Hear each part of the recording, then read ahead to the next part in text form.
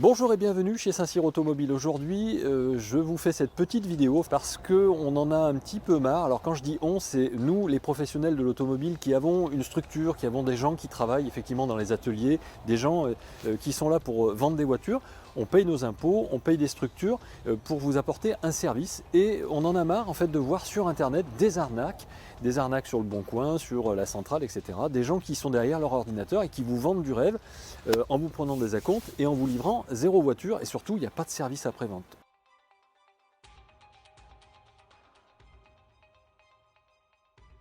Allez, dans ce chapitre, je vais vous parler mention légale. Quand on vend des voitures, on a normalement un site internet. Sur ce site internet, il doit y avoir des mentions légales qui sont en bas de l'écran. Ces mentions légales sont obligatoires parce qu'elles vont référencer qui vend les voitures, quel est son numéro de SIRET, son adresse, etc. Donc ça, c'est ce qu'on va voir ensemble et c'est obligatoire. Donc s'il n'y a pas de mention légale, allez, faites-moi plaisir, passez à autre chose. Alors bien sûr, vous choisissez toujours un site où les mentions légales sont donc indiquées. Vous scrollez vers le bas de la page et à ce moment-là, là vous avez effectivement les mentions légales qui apparaissent sur le bas. Si vous n'avez pas de mention légale, faites-moi plaisir, changez de site parce que ça veut dire que c'est un site qui n'est pas bien référencé, qui n'est pas légal. Vous choisissez un site bien sûr où les mentions sont spécifiées, toujours en bas, là où c'est marqué, vous voyez, mention légale. Et à ce moment-là, vous saurez donc qui est l'éditeur. L'éditeur, c'est la société qui vend les voitures, donc c'est Saint-Cyr Automobile par exemple, sur cet exemple-là. Et si vous allez plus bas, vous avez toujours l'information de l'hébergeur qui est celui en fait qui crée le site pour Saint-Cyr Automobile ou pour la structure en question. Vous aurez aussi des informations capitales, comme son nom l'indique, le capital de la société, donc savoir si c'est une société qui a plus de 1000 € de capital, c'est mieux, et son numéro de SIRET.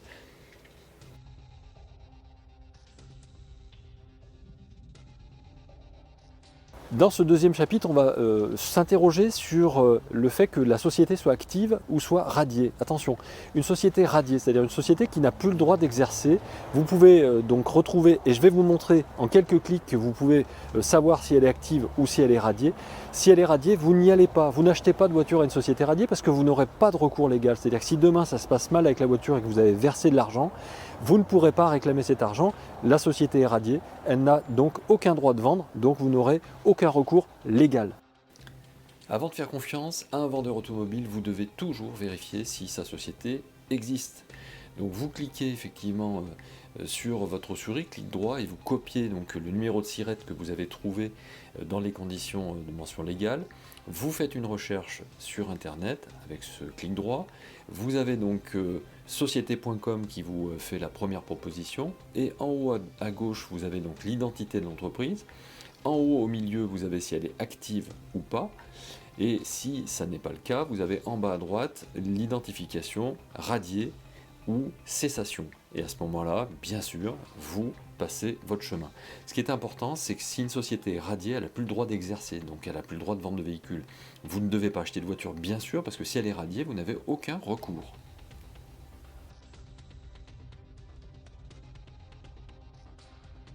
Dans ce chapitre, on va parler code APE, code NAF. Alors ça fait un petit peu charabia, mais le code APE, c'est le code d'activité. C'est-à-dire que moi aujourd'hui, j'ai un garage automobile, je les répare, les voitures, et je les vends. Bon, dans mon activité, dans mon code APE, j'ai 4520A, qui est donc le code spécial pour la vente automobile. Si jamais vous avez un autre code qui est référencé pour la plomberie ou pour vendre des hamburgers, il n'a rien à voir avec le fait de vendre des voitures. Et forcément, si le code APE et donc le code d'activité n'est pas assimilé à de la vente automobile, il n'a pas non plus d'assurance responsabilité civile qui correspond à ça. Donc faites-moi plaisir aussi, passez votre chemin. Alors, vérifiez aussi le code NAF ou APE, donc c'est le code qui définit l'activité principale d'une société.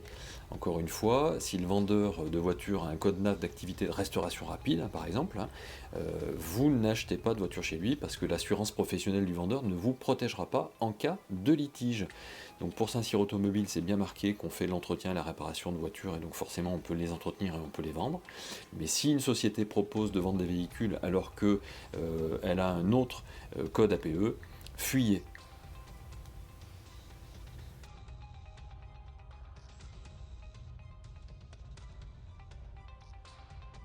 Allez, on va parler Street View. Alors c'est quoi Street View? C'est pareil, c'est un peu du charabia, mais vous allez voir, c'est hyper simple de savoir si une structure qui vous vend des voitures via Internet existe vraiment. C'est-à-dire que si vous allez sur Internet et que vous tapez Saint-Cyr Automobile et que vous allez sur Street View, vous allez voir notre emplacement, vous allez voir notre belle boutique avec nos voitures sur le parking, avec notre exposition. Mais il y a beaucoup de gens qui travaillent derrière un ordinateur et qui habitent chez eux dans un bâtiment qui n'ont pas de structure. Alors s'ils n'ont pas de structure pour vendre des voitures, ils n'ont pas non plus de structure pour les entretenir. Demain, si vous avez un souci avec votre voiture, vous n'aurez pas de service après-vente. Faites-moi plaisir. Choisissez un vendeur de proximité de préférence, mais surtout qui a pignon sur rue, sur lequel vous pouvez compter si jamais il y a un souci sous garantie. Alors dans les mentions légales, vous vérifiez l'adresse du vendeur professionnel. Vous allez donc, comme tout à l'heure, dans les mentions légales, capter et copier son adresse postale. Vous faites une recherche avec le clic droit depuis Internet. Donc ça vous ouvre une autre page Google et donc vous allez chercher dans Maps. Vous cliquez effectivement sur l'établissement, ça vous permettra de le faire clignoter sur la carte et du coup, avec le zoom, vous vous rapprochez au maximum pour voir la route la plus proche. Et une fois que vous avez vu la route, vous prenez le petit Gugus par les cheveux, hop, et vous le déposez sur la route. Là, vous voyez apparaître donc la carte et donc là, vous voyez le bel établissement que vous avez sous les yeux avec des voitures à vendre, des vraies voitures et donc un vrai bâtiment. Là, vous pouvez cocher effectivement pour acheter une voiture ici. Maintenant, si vous allez sur Le Bon Coin et que vous voulez voir si le vendeur professionnel a une vraie entité, comme Saint-Cyr Automobile, à ce moment-là, vous choisissez donc la voiture, vous cliquez sur la voiture. En haut, à droite, vous avez le numéro de SIRET. Là, je l'ai caché pour la vidéo, mais vous cliquez sur copier. Et vous allez pareil, ouvrir une page sur Google.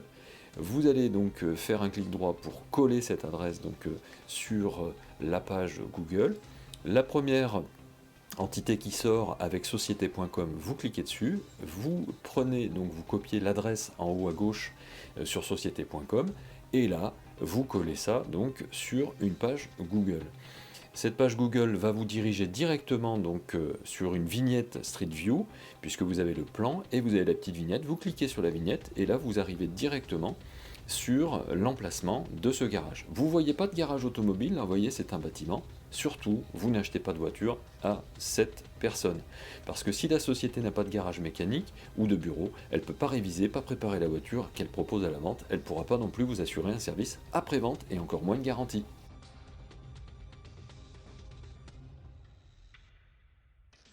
Dans ce chapitre, on va parler garantie, parce que la garantie, depuis le 1er janvier 2022, c'est 12 mois obligatoires, ouais, un an. Un an de garantie, ça veut dire que toutes les voitures ou tous les téléphones portables, enfin tout ce qui se vend aujourd'hui est régi par une loi européenne qui fait qu'il y a un an de garantie, effectivement, sur tout ce que l'on vend. Alors si aujourd'hui vous trouvez des annonces avec des garanties de 3 mois ou des garanties de 6 mois, s'il vous plaît, passez votre chemin, parce que si quelqu'un vous vend une garantie de 3 mois, ça veut dire qu'il fait le minimum au niveau de la garantie. S'il fait le minimum au niveau de la garantie, il fera aussi le minimum au niveau de la préparation et il fera le minimum au niveau du service après-vente. S'il vous plaît, passez votre chemin et choisissez toujours la proximité. La garantie 12 mois, c'est super important parce que c'est légal. Depuis le 1er janvier 2022, c'est obligatoire sur tous les véhicules. Même un véhicule qui a 25 ans doit être garanti pendant un an.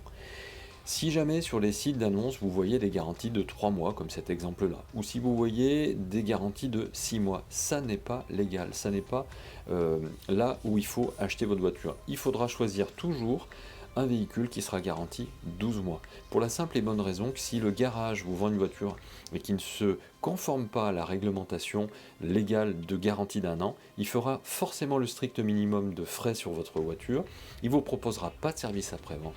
Donc, vous ne choisissez pas un garage qui ne vous garantit pas votre voiture 12 mois.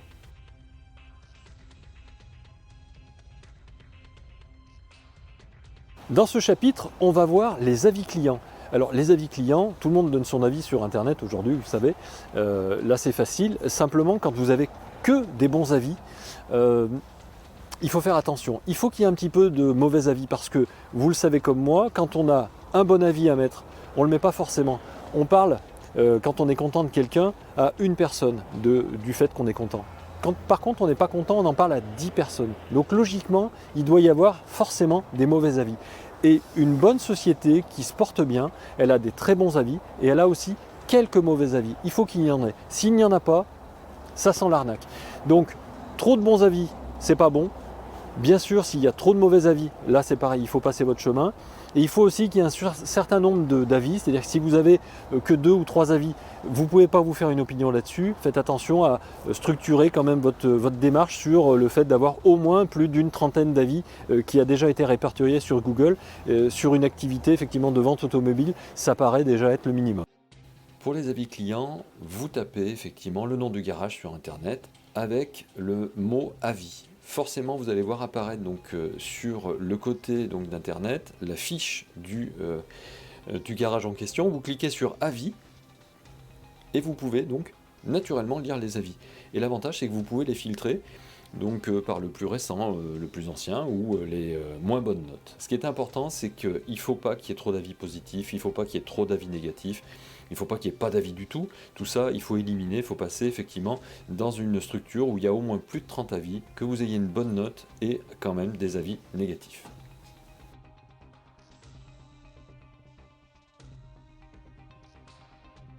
Enfin, on va parler dans ce chapitre des véhicules qui viennent de l'étranger. Pourquoi pas acheter un véhicule qui vient de l'étranger? Ça, c'est pas gênant. Ce qui est gênant, c'est est-ce que le kilométrage est bon? Est-ce que la TVA est payée? Je vais vous apprendre un truc. On est en France responsable de la TVA de son fournisseur. Alors qu'est-ce que ça veut dire? Ça veut dire que si moi je vous vends une voiture, vous quand vous l'achetez, eh bien vous êtes responsable si je n'ai pas payé la TVA. Clairement, ça veut dire ça. Donc si vous achetez une voiture en Allemagne, alors vérifiez effectivement le kilométrage. Pour cela, et dans la vidéo, je vais vous montrer ce qu'il faut faire. Vérifiez l'historique d'entretien de votre voiture. Pas seulement des coups de tampon sur un carnet, moi je déteste ça parce qu'un coup de tampon, n'importe qui peut faire un tampon, n'importe qui peut avoir un carnet, et là effectivement la voiture n'est pas forcément allée dans une structure pour faire réparer. Ayez toujours les factures d'entretien. Mais pour la TVA, demandez le quitus fiscal, et je vais vous mettre dans la vidéo effectivement les documents qu'il faut. Demandez la dispense sinon de TVA. Demandez aussi donc absolument avoir la carte grise du véhicule. Si le vendeur n'a pas la carte grise du véhicule, il n'en est pas propriétaire. S'il n'a pas la carte grise du véhicule, il n'a peut-être pas payé la TVA. Et s'il n'a pas le quitus fiscal, un quitus fiscal c'est un document, c'est un CERFA, ce qu'on appelle un CERFA, un document donc certifié par l'État français, sur lequel il y a l'immatriculation de la voiture en question. Donc s'il y a un CERFA effectivement de quitus fiscal avec une immatriculation de la voiture que vous avez envie d'acheter, parfait, allez-y. Si vous n'avez pas ça, passez votre chemin. Vous achetez un véhicule qui vient de l'étranger, très bien, vous avez le droit, et puis c'est pas très grave en soi, simplement faites attention. Si jamais vous l'achetez parce que le prix est super intéressant, moi je vous le dis simplement, les bonnes affaires, elles n'existent pas. Si c'est trop placé en prix, c'est qu'en général, il y a une escroquerie sur la TVA. Ça veut dire que celui qui vous vend la voiture n'a pas forcément payé la TVA. En France, vous êtes responsable de la TVA de votre fournisseur, ça veut dire que si jamais votre fournisseur n'a pas payé la TVA, le fisc va vous demander à vous de payer à la place de votre fournisseur. Vous demandez toujours un quitus fiscal, hein, c'est la preuve effectivement que la TVA a été payée, ça c'est important. Et le quitus fiscal, c'est ce petit document-là, et vous avez l'immatriculation de la voiture dessus. Après, des gros faiseurs de vendeurs de voitures comme moi, on est dispensé d'avoir des quitus fiscaux. Donc, on n'a pas forcément de quitus fiscal, mais on peut vous proposer effectivement de vous montrer la carte grise. Et c'est important de la demander, la carte grise. De la même manière, préférez toujours un véhicule avec un historique d'entretien pour éviter effectivement d'avoir des tampons qui ont été falsifiés et donc pour justifier l'entretien. Demandez toujours les factures d'entretien, et dans les factures d'entretien, vous avez un historique constructeur qui est idéal. Moi, le conseil que je vous donne, c'est de jamais verser d'acompte si vous n'avez pas vu le véhicule. Donc une vente à distance, vous ne versez jamais d'acompte et vous ne payez jamais la voiture que le jour de la livraison. Ça, c'est le meilleur conseil que je puisse vous donner.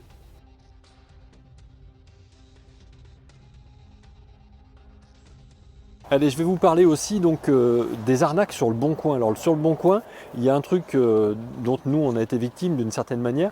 On nous a usurper notre identité. Alors pas de Saint-Cyr Automobile, mais de notre autre structure qui s'appelle AVN. Et je vais vous mettre effectivement les faux bons de commande qui ont été établis en usurpant notre identité, les faux cabis. Et vous allez voir, c'est assez proche de la réalité, mais finalement, avec un œil averti, et c'est ce que je vais vous expliquer en quelques clics, vous allez voir vite fait comment faire la différence entre un faux cabis, un faux bon de commande, une fausse facture, et quelles sont les mentions qui doivent être obligatoirement sur ces documents-là. Et puis donc en même temps, vous expliquer que tous ces gens qui sont en Afrique, dans des pays francophones comme le Congo, le Bénin ou le Cameroun, vont derrière un ordinateur faire avec une fausse image trouvée sur internet, une fausse annonce, mais par contre avec un vrai compte bancaire français, et ils vont vous demander de verser un acompte très rapidement parce que forcément c'est une très bonne affaire, et donc ils vous incitent à verser un acompte. Et lorsque vous avez versé un acompte sur ce compte-là, ils ferment le compte, ils récupèrent l'argent, et puis ils vont ouvrir un autre compte et ils vont refaire une autre arnaque. Nous, on avait fait une plainte à la brigade de recherche, et je les remercie encore à la gendarmerie pour leur travail de qualité. Ça nous a permis effectivement de faire enlever plus d'une centaine de fausses annonces sur Le Bon Coin à l'époque. Donc c'est une centaine de victimes en moins sur Internet, mais en espérant que ça ne sera pas vous. Et grâce à cette vidéo, vous saurez déceler effectivement les mauvaises affaires du Bon Coin. Rappelez-vous d'une chose, la meilleure affaire, c'est celle qu'on ne fait pas. Alors pour les exemples d'arnaques qui sont courantes sur Le Bon Coin ou la Centrale, c'est quelqu'un qui est en Afrique et qui dépose une annonce. Comme c'est un pays francophone, il peut vous répondre donc au téléphone ou par mail, il n'y a pas de souci. Vous avez une discussion avec lui et puis il vous met la pression pour vous dire attention, mettez de côté la voiture, donnez-moi un chèque d'acompte, faites-moi un virement parce que la voiture va partir très rapidement. Donc forcément, pour vous rassurer, il vous fait un bon de commande. Dans ce bon de commande, vous allez voir apparaître un nom d'une structure qui existe en France.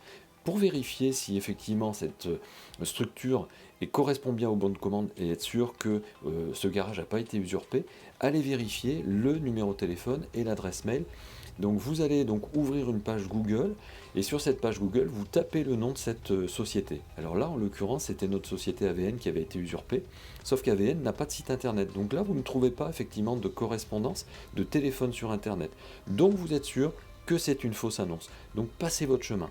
Si jamais par contre vous avez une structure sur le bon de commande qui apparaît avec un site internet sur le bon de commande, allez dans le contact du site internet en question, vérifiez le téléphone, et si vous constatez que le téléphone n'est pas le même que sur le bon de commande, vous changez de vendeur et surtout vous ne versez pas d'acompte, c'est super important.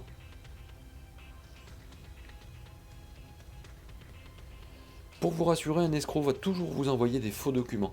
Apprenez à faire la différence avec ce que je vais vous mettre dans ce petit diapo.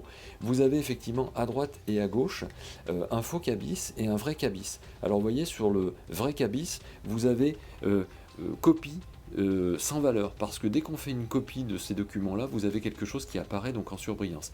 Après, il manque l'activité principale et il manque aussi la signature sur la Marianne. C'est des petites choses comme ça qui feront la différence. Si une société n'a pas de ligne fixe, elle n'a peut-être pas d'adresse professionnelle, donc d'adresse postale. Si elle a des lignes portables, il s'agit peut-être d'une ligne prépayée ou d'une arnaque, s'il n'y a que des lignes portables. Préférez toujours un garage de proximité, mais surtout vérifiez son adresse postale avec Street View, et donc je vais vous l'expliquer donc dans une autre vidéo.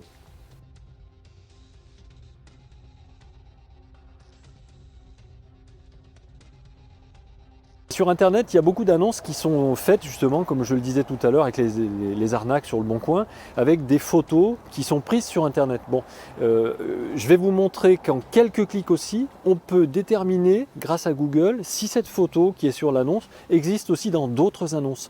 Alors, ça ne veut pas dire que si vous trouvez une photo dans plusieurs annonces, que c'est une arnaque, parce qu'il y a des structures qui ont plusieurs sociétés et donc on va diffuser la même voiture sur différentes structures. Mais si vous avez une photo dans plusieurs annonces mais que vous n'avez pas le même kilométrage, là vous pouvez vous poser des questions et là effectivement ça sent l'arnaque. Donc là je vais vous montrer en quelques clics, c'est hyper simple. Pour vérifier si une photo d'annonce correspond donc à une photo de véhicule unique, donc cliquez sur l'annonce. Vous mettez en avant donc la photo, vous faites un clic droit sur la photo et vous faites une recherche d'image grâce à Google comme je vous le montre. Sur le côté droit, donc, ça va s'ouvrir avec un potentiel donc, de photos qui sont trouvées sur Internet. Essayez d'élargir au maximum la photo que vous avez pour vous donner des chances de trouver la photo. Vous scrollez donc vers le bas et vous choisissez donc de regarder toutes les photos qui sont à droite. Et si vous ne trouvez pas de photo qui correspond à cette photo, c'est bon, ça veut dire que c'est une vraie image, c'est pas une photo qui a été volée sur internet. Une photo diffusée sur plusieurs sites ne veut pas forcément dire que c'est une arnaque. Parfois, des fournisseurs sont communs où les sociétés ont des intérêts communs.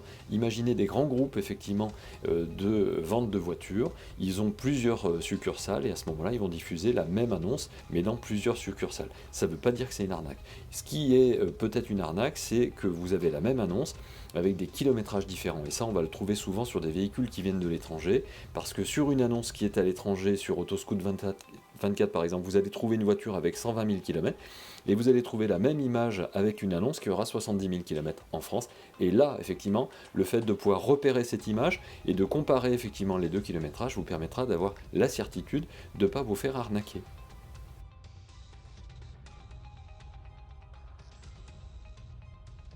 Alors la TVA, c'est compliqué parce qu'il y a plusieurs types de TVA. Mais ce qu'il faut savoir, c'est que vous avez donc une TVA sur marge quand on reprend une voiture à un particulier. Pour vous expliquer brièvement, le particulier, lui, il ne récupère pas la TVA. Donc quand on rachète sa voiture à un particulier, il ne nous fait pas de facture avec une récupération de TVA. Donc on va déclarer une TVA sur la marge. On imagine qu'on gagne 1000 euros sur une voiture et qu'on paye 20%, ça vous fait de façon sûre 200 euros de TVA à payer.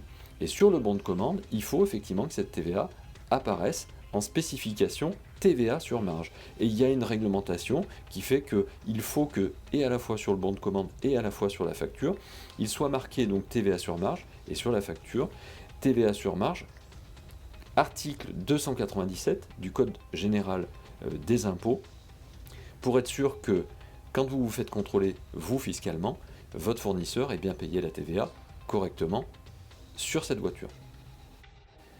Après, donc, vous avez la TVA récupérable. Alors la TVA récupérable, elle n'est pas récupérable par un particulier, elle est récupérable par un professionnel. Mais moi, en tant que professionnel, quand j'achète une voiture à un particulier, je ne récupère pas la TVA. Si par contre j'achète une voiture à un loueur, parce que c'était une première main qui avait été louée donc en leasing même à un particulier, le loueur, lui, était resté propriétaire de cette voiture, il nous la revend, comme il avait récupéré la TVA sur cette voiture qui avait été achetée neuve, il va nous vendre la voiture avec de la TVA qui a été récupérée. Donc la facture fait apparaître les 20% de TVA. Donc vous verrez sur votre bon de commande et sur votre facture un prix de vente qui sera marqué hors taxe et forcément vous allez pouvoir, en tant que professionnel comme moi, récupérer cette TVA. Ce qui veut dire que quand je récupère la TVA, je ne la récupère pas à l'instant T. Moi, j'ai acheté une voiture au 1er janvier. Quand je fais ma TVA le 21 janvier, à ce moment-là, je déclare que j'ai acheté cette voiture. Je demande à récupérer donc à ce moment-là la TVA au fisc. Et à ce moment-là, lorsque je vends la voiture, je vais collecter la TVA pour l'État, c'est-à-dire que j'ai acheté une voiture 10 000 euros. Finalement, une fois que j'ai récupéré la TVA, je l'ai finalement acheté 8 000 euros hors taxe, mais quand je vais la vendre par exemple 11 000 euros, je vais collecter la TVA que vous allez vous payer en tant que client, en tant qu'acheteur, et à ce moment-là, je vais reverser la TVA sur la totalité du prix de vente, c'est-à-dire que si je la vends 11 000 euros, eh bien je paierai 20% de 11 000 euros. Je paierai avec votre argent, hein, puisque c'est vous qui achetez la voiture, c'est vous qui payez la TVA, moi je ne suis que le collecteur de TVA. Et à ce moment-là, je vais reverser effectivement la TVA à l'État français, dans ma déclaration mensuelle.